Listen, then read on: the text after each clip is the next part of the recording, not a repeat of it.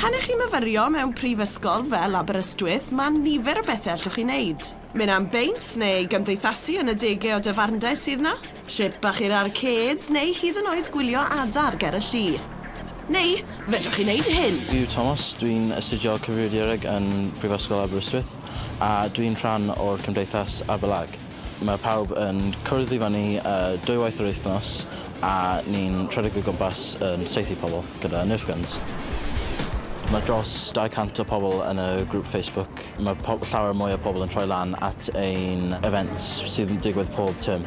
Ac mae yna fwy nag un gêm. Mae tua fel 10 o gemau yn mynd o fel Capture the Flag, Humans vs Zombies sydd un o'r ffefrynnau pobl, Traitor, Free for All, Team Deathmatch, pob math o pethau. Gêm ffefryn fi yw Capture the Flag, siwr fod, oherwydd mae'n hwyl gweithio gyda pobl mewn tîm.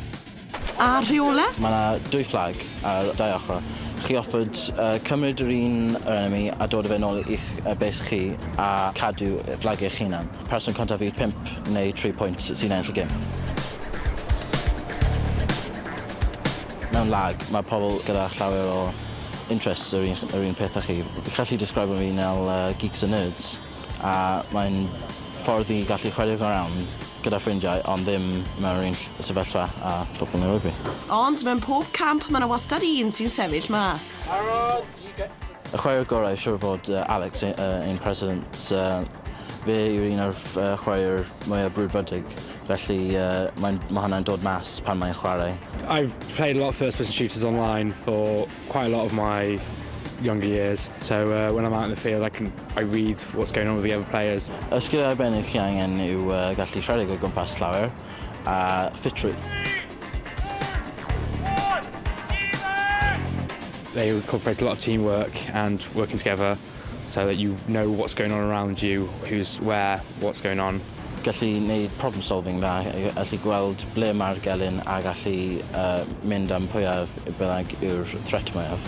Felly, pa mor boblogaidd yw'r gêm? Mae yna colegau eraill, ddim llawer yn Cymru.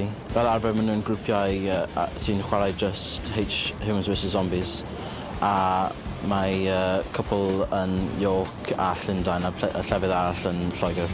The reason why we usually play in a castle is because, one, it has really nice scenery and it has a lot of obstacles that players find helpful, but we try to be as respectful as possible so we don't climb the walls, we don't disturb the public. Mae'r cyhoedd fel arfer yn iawn dy fe, ond weithiau pan mae cwpl o pobl yn bach yn silly pan nhw'n chwarae, maen nhw'n disruptio pobl, felly ni goffod dweud ni'n flin a cario ymlaen.